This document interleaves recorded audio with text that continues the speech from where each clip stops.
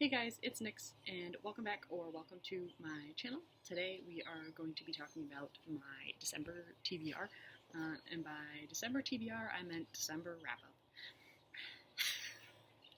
I've done this once already and I hated it. Also, the lighting sucks, so we'll see how this goes.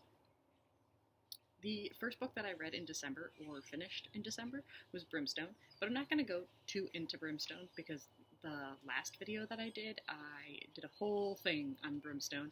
I did rate it 5 stars, and if you liked Quicksilver, I would definitely recommend rating that one. I feel like it is so much better, and the character development gets so much way better as far as Ceres goes. You get a little bit of Carrion and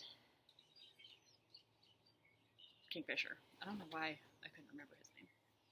The sun keeps doing this shit to me. I hate it. The next book I read in December was Storm of Secrets and Sorrow by Melissa K. Roerich, or Roerich, I'm not sure how you're supposed to say her name. This is the second book in the Legacy series. I really enjoyed this book. I just cannot remember anything for the life of me because I did also read the third book in the series, which I'll just go to that. I rated both of them 4 stars. We definitely get a lot more of the characters moving forward with everything. There's still a lot of back and forth between the FMC and Tessa and Luca and Theon. Why can't these MMCs? They're not horrible MMCs, and I can't remember their names for the life of me today. Biggest critique is the fact that they just go back and forth a lot. You feel like you get somewhere and then something fucking happens and it messes everything up, which is fine. It's real life type of things. It's just one of those things where you're like, yeah, I'm very frustrated. But yeah, those two. I also read or finished An Ember in the Ashes. I was supposed to finish this in November for a book club thing that I was going to. That did not happen. Or by the time the book club was in December, that didn't happen. It's okay. No big deal. Book club was funny though. Dude had a crash out about how much he hated the book. I rated this one 3 stars. I didn't hate it. I did actually enjoy it quite a bit. However, for some reason, I was in the slumpy slump of my life, fighting hardcore, and I could not, for the life of me, make myself read this book. So that was the biggest struggle of there. I think in different circumstances, I would have had a better time with it.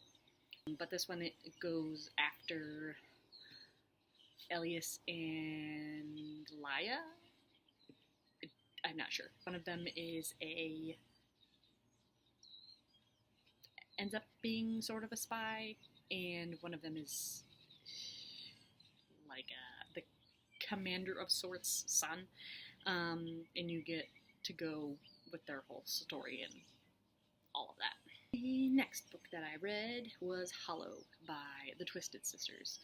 This one is very different from Zodiac Academy. I have heard people say this like a bajillion times, or not a bajillion times, but like a bunch of different people have the same opinion, where if you like Zodiac Academy, it's a lot different, so there's potential that you might not like it, so don't go into it expecting Zodiac Academy type stuff, because that's not what this is. It's definitely a unique story. There's like a sentient forest of sorts, and like a enemies to lovers type situation. And I don't feel like that's very spoilery, because that's not really accurate. I rated that 4 stars. I definitely listened to it to audio, but I had a really hard time paying attention to it. So the fact that I remember anything is kind of amazing.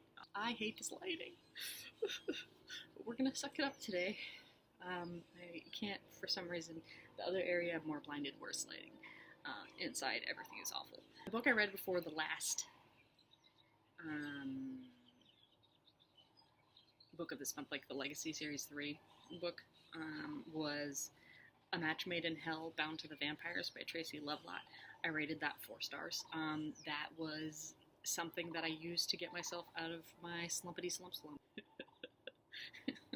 It worked. It was vampires and why choose? And it was crack. All I wanted to do was read that book. And I definitely read that pretty quickly, and it helped me get out of the slumpy slump. Worked very well. So good to know that for the next vampire, why choose is the way to go, or just vampire romance in general. But I will use that next time I feel slumpy. This one follows.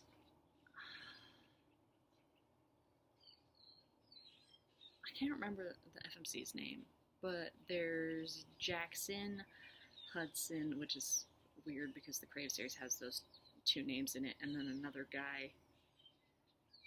3 guys and a girl. They're all demon hunters, essentially. And then demons fall under the category, like the vampires fall under the category of demon.